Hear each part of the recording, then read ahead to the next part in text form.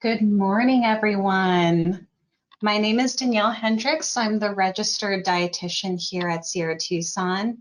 I'm just turning on the webcam so you can all see my face, but throughout the presentation, we're going to keep it to just audio. My face will pop back in at the end when we're doing questions. Okay, so here at Sierra Tucson, we have 4 primary tracks that we treat. We treat addiction, mood, trauma, and chronic pain. We also have a secondary eating recovery track. So we don't keep it the main focus, but we try to provide some support. And the purpose of this is because within each primary track that we offer, we do see not only eating disorders, disordered eating, but also nutrition's involvement in therapy. So that's what we're going to be talking about today. So for the learning objectives, we will be reviewing the impact of eating disorders and disordered eating on mood, addiction, trauma, and chronic pain. We will also be reviewing some key questions to help identify some of the underlying issues associated with eating disorders. And as you'll notice throughout the presentation, I will be using the terms eating disorder and disordered eating. And there are some key differences between the two terms, which I'll review in just a moment. What I invite you all to keep in mind is that while not everyone might have a diagnosed eating disorder, everyone has the potential for disordered eating. And thus, I feel this information can be applicable and relevant to everyone. So, an eating disorder is defined as a persistent disturbance of feeding or eating-related patterns and behaviors that results in the altered consumption or absorption of food. And this can impact physical and psychosocial functioning. So, this is according to the DSM. For this presentation, I won't be going into detail about the different types of diagnosable eating disorders. I did, however, want to list them just as a quick reminder and refresher, and also just to show how wide the spectrum is for eating disorders. So here are some of the more recognized eating disorders: anorexia nervosa, or anorexia for short, bulimia nervosa, bulimia for short, binge eating disorder, that's a newer one, other specified feeding or eating disorder. And then here are some of the less recognized eating disorders. So avoidant restrictive food intake disorder, ARFID for short, so we can think of that as, the extreme form of picky eating, pica, the consumption of non-food items, and then also rumination disorder.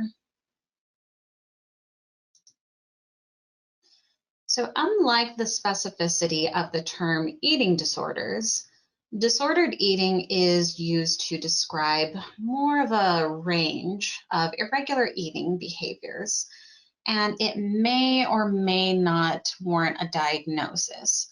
Previously, we had the other specified feeding or eating disorder. However, there is still specific criteria that must be met.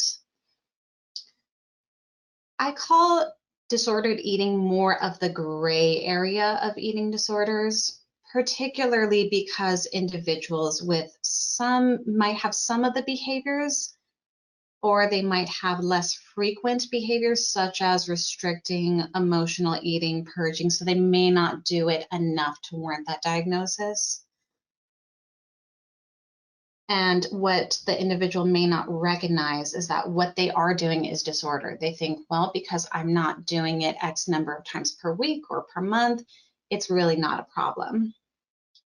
We also find that individuals with that gray area of disordered eating without that diagnosis, they may feel that they aren't sick enough to get help or that they deserve to get help.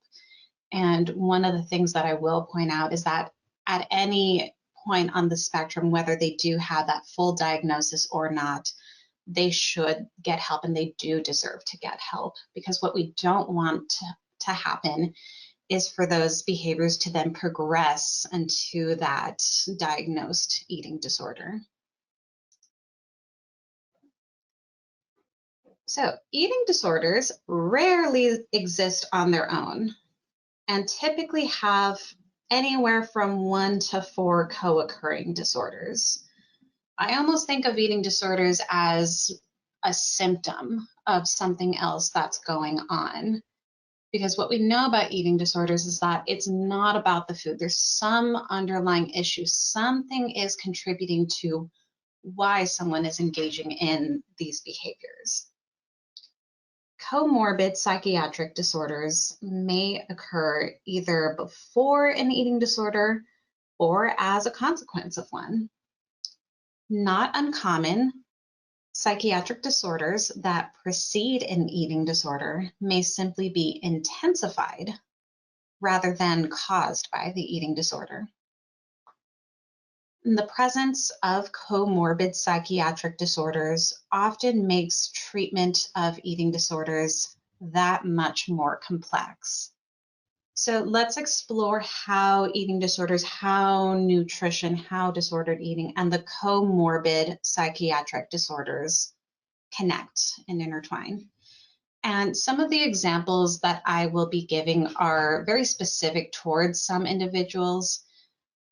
There's way too many examples to go over in this presentation, and yeah, there's just a lot to cover, but I'll give you the highlights. So we'll start with mood.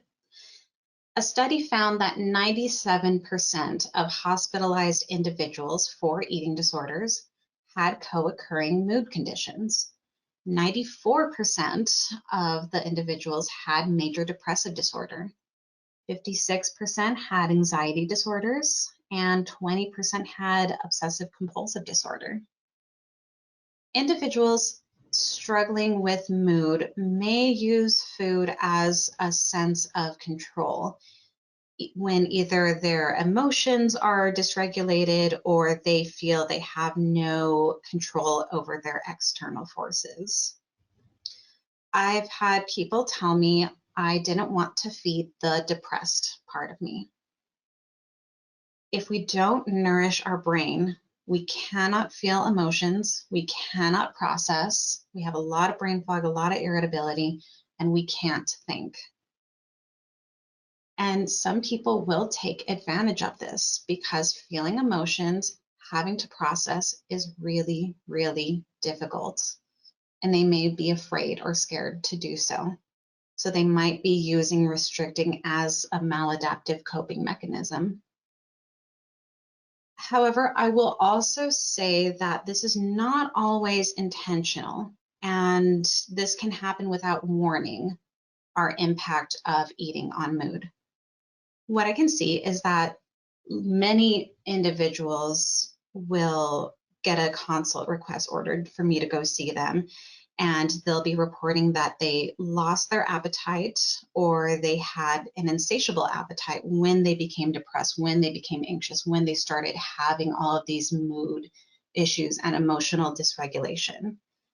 And from there, it spiraled and progressed their disordered eating. So it started off slow and then it turned into more and more of an issue. Okay, addiction. When someone is drinking, let's say, a large amount of alcohol or using illicit drugs, they're usually not eating. Or if they're eating, it's not balanced, it's not nutritious foods. Nutrition is often put on the back burner. This is an example of disordered eating. Again, this may be intentional or it may be unintentional. I've had many clients share with me that they started using drugs as a means to control their weight. And then from there, the addiction became the main issue. I've also had clients that turn to food when they get clean. So they become sober, they're not using substances anymore, but then they're having intense cravings for certain foods. Oftentimes it can be sugar. So in a sense, they're replacing one addiction with another. If weight increased while someone was using, let's say, marijuana, a client might then try to restrict their food in order to lose weight. And this can lead to disordered eating and eating disorders. And it might start out with a good intent. Some people will try and improve their lives and say, I want to completely revamp myself. I'm sober now, I want to do better. But then it becomes too aggressive, too much too soon, too much of that hyperfixation, and then there's more anxiety, there's more negative connotations associated with food. And also from a nutritional perspective, we know that if we are replacing our nourishment with substances, we're likely deficient in many key nutrients that's doing a lot of change on a microscopic level that we may not be able to observe. And we are also putting our bodies at significant risk for health disorders. With trauma and PTSD, we experience emotional, psychological, or physiological distress, which can lead to a loss of security and that need for self-protection. This can sometimes present as intentionally altering appearance via disordered eating as a means to feel safe. So again, it's not about the food, it's I need safety right now, and this is the only way that I know how. Here are a couple of statements that I've heard from clients. I stopped eating so that I could look as sick as possible, hoping someone would not sexually assault me again. I've also heard, I started eating as much as I could, hoping someone would see me and not think of me as a target. With the use of disordered eating behavior, there is this short-term relief due to distraction from the traumatic event. However, the distress cycle continues long-term, and it doesn't end up as a realistic or sustainable solution. So, and really many people struggle with trauma and mood issues and addiction. And we're noticing kind of a common theme about, again, it's not about the food, it's a means for control, it's a distraction, it's a maladaptive coping mechanism. Very, very often, these individuals have the insight. They know that logically what they're doing with their nutrition, with their bodies is not healthy. But again, they don't know what else to do. They don't know how to break that cycle. And then with chronic pain, again, similar story. Chronic pain can result in eating disorders due to sudden and rapid weight fluctuations, or again, using food as a distraction. And in this sense, it would be a distraction from that pain or from the emotions associated with that pain. An example would look like someone with chronic pain in their neck. They may binge as a means to distract and temporarily shift that focus of the pain. With chronic pain, we often see a, unfortunately, necessary preoccupation with food in order to avoid pain triggers. Many people do have food sensitivities that and can experience inflammation when they eat these foods. And as a result, they have to limit or even avoid these foods entirely because these foods are doing harm to their bodies. Now, I do want to be clear, not everyone is sensitive to pro-inflammatory foods. It's a very individualized case-by-case basis. When individuals are interested in following an anti-inflammation diet, as a dietitian, I do warn them about that necessary preoccupation, that fixation that they will have to have, as well as the risk for that physical and emotional deprivation of food. If we are telling ourselves, no, we can't have that food, our brain is just going to think about it more often. My goal when treating individuals with chronic pain, with eating disorders, and with food sensitivities, becomes maximizing their variety and their nutritional intake and navigating the mental challenges of having to cut out the foods that prove harmful to their bodies. We also want to navigate what are the foods that are actually doing harm to their bodies versus the foods that they can reincorporate into their eating patterns. So here are some of the things that I invite everyone to keep in mind, both on a professional level, but also within ourselves, because like I had mentioned earlier, everyone has the potential to develop an eating disorder or disordered eating. My rule of thumb is if you have a body, you're at risk for developing an eating disorder. One of the first signs of disordered eating that we see is appetite fluctuations. Is the individual losing an interest in food? Does food feel like a chore? Conversely, does the individual have a strong appetite or even sometimes no appetite, but they're still repeatedly eating beyond their body's needs? How do we feel about food, and have our beliefs and views of food shifted? And what's contributing to that shift? When I'm scoping out for disordered eating, I'm not just interested in food. I'm not looking at food in, food out. I'm also interested in everything else, taking that more holistic approach. What was going on in their lives at the time of all of these changes? What happened when you started losing your appetite? What happened when you started to feel a bit more anxious around food? Often we don't realize that our change in eating patterns and feelings towards food can directly correlate with a trigger or an event. And asking these questions can help the individual make those connections and understand, okay, this might be a little bit more connected and complicated than I thought. I really want to emphasize that eating disorders do not have a look. And most individuals that are diagnosed with an eating disorder are in a quote unquote normal BMI. I do have many issues with the BMI. It's not a perfect system. It's a simple math equation. Just because someone is in a smaller body does not automatically mean that they will have anorexia. Just because someone is in a bigger body does not mean that they automatically have binge eating disorder. The link that I have on the slide is also listed on the resources slide, but I thought it was so important that I wanted to include it here as well. This is for the Harvard implicit bias test on weight, and they have a lot of different tests, but I really like the one on weight because that can give us a sense of where are we in our own bias and inviting us to check our own bias.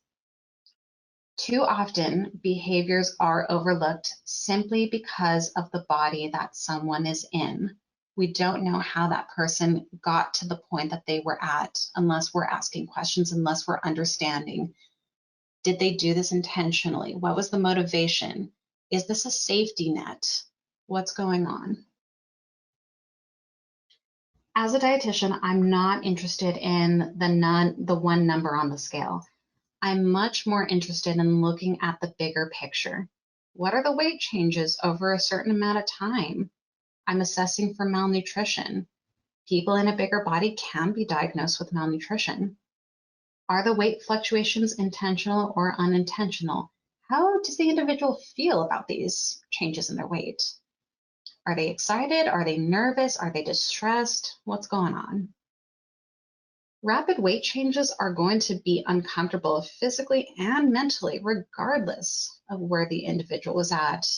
And certainly rapid weight changes can be very dangerous on a health risk.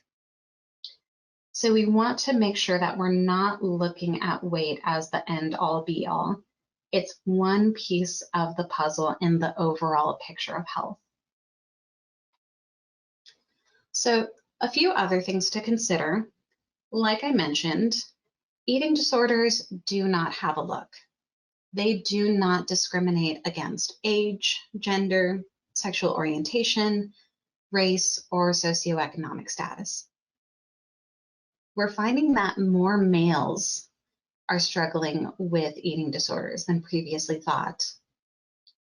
Because eating disorders are so shameful, so secretive, so smart, really, we used to think of eating disorders as primarily a woman's illness, and males were previously overlooked, or they weren't comfortable opening up about such a vulnerable topic. But again, because eating disorders don't discriminate, because there is no look, anyone can have the potential to develop it. So we want to keep asking these questions. We want to understand the why of someone's behavior. And we always want to rule in an eating disorder, not rule out. So here's kind of the big question. When do we treat eating disorders versus the comorbidities? Unless a comorbid disorder is strongly present and interferes with the treatment of the eating disorder, it makes clinical sense to treat the medical and the weight components, again, not just the weight, but also the medical as well, of the eating disorder, as well as the cognitive distortions before treating those companion disorders. This allows clinicians to determine whether these co-occurring disorders are remitted or improved by full treatment of the eating disorder. Again, if our brain is not nourished, how can we process? How can we heal? How can we overcome our comorbidities? Sometimes nutritional rehabilitation has to come first before we get more into the therapy, the processing, and the overall treatment. Otherwise, we're going to have to keep repeating this process. So it's a little bit more effort up front, but in the long run, we're doing better. Consistent nourishment supports the ability to engage in self-regulation, therapeutic skill building, and comprehension.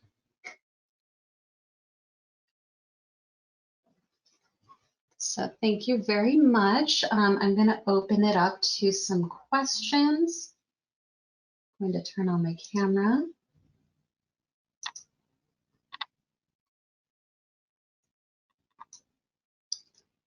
Okay, just moving everything around. So let's see.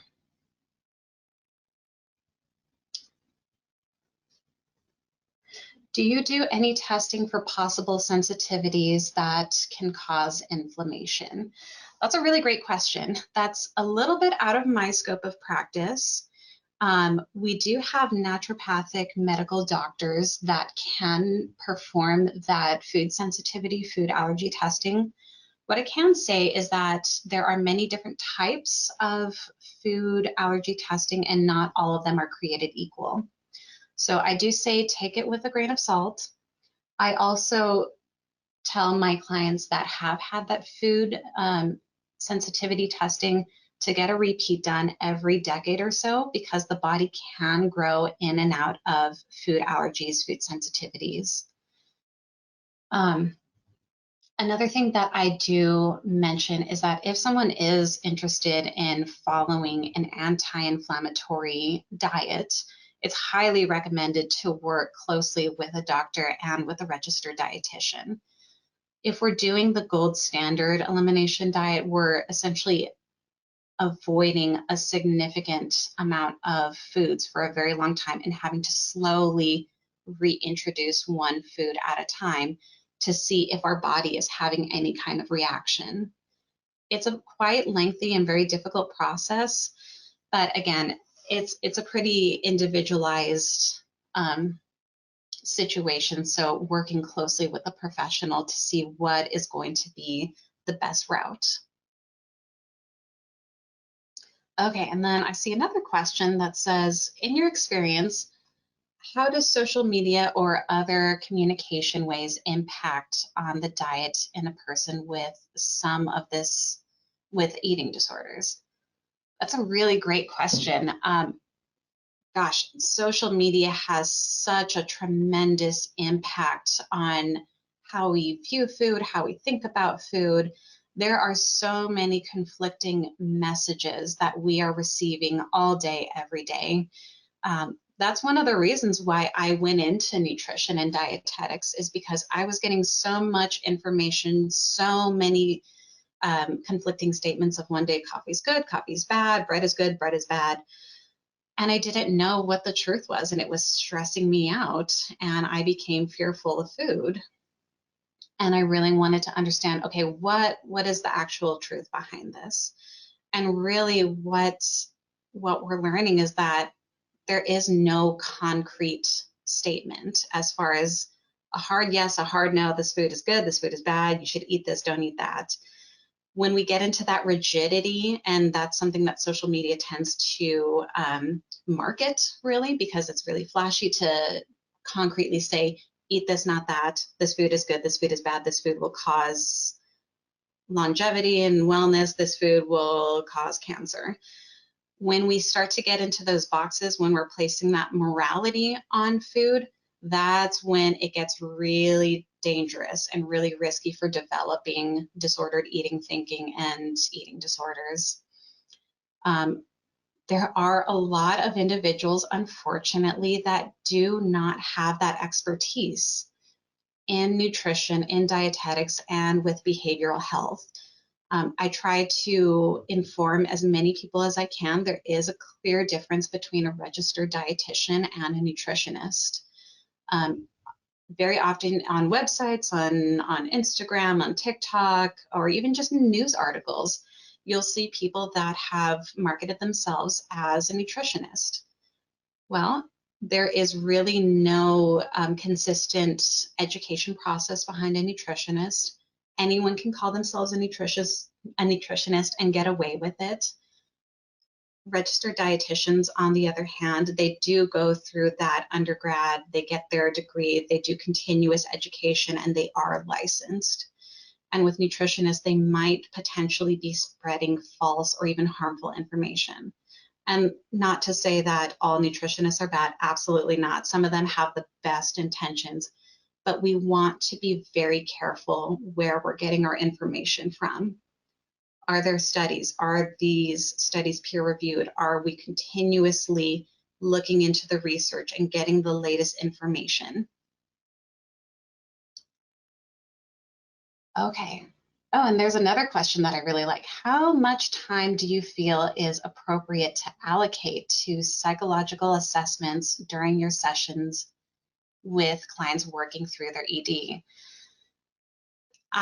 So one of the beauties of working in a facility like this is that I do get to spend quite a bit of time really understanding, really getting to know the individual, not just, again, about their food. I'm not just looking at food in, food out. I'm understanding them as a person. I'm understanding kind of their life story, what brought them to where they are right now. So unlike a hospital setting where a registered dietitian may get to spend 10, 15 minutes max, my initial consultations are taking about 50 minutes. I've had consultations that take an hour and a half just because their history is so complex. There's a lot of information to gather. And then I am also following up with them anywhere from 1 to 2 times a week for up to an hour. So on my end, I'm gathering a lot of information, and I'm working very closely with the psychiatrist, with the therapist, with the medical team, and any other therapist that might be involved to collaborate and really figure out what is going to be the best treatment for this individual. Sometimes we really do need more. Sometimes the hour consultation flies by so fast. And unfortunately, we're not able to get everything, but that's why we continue to have these conversations. I'm asking more questions, I'm gathering more information, because like I had mentioned, Someone went throughout their entire lives getting to the point where they are today, and I really want to make sure that I am understanding them. And I think that's all the time we have for questions. I want to thank all of you so much for joining me this morning and giving me the opportunity to provide some education, awareness, insight. I am always happy to be talking about nutrition, disordered eating, and its importance in therapy. So thank you all very much and have a wonderful rest of your day.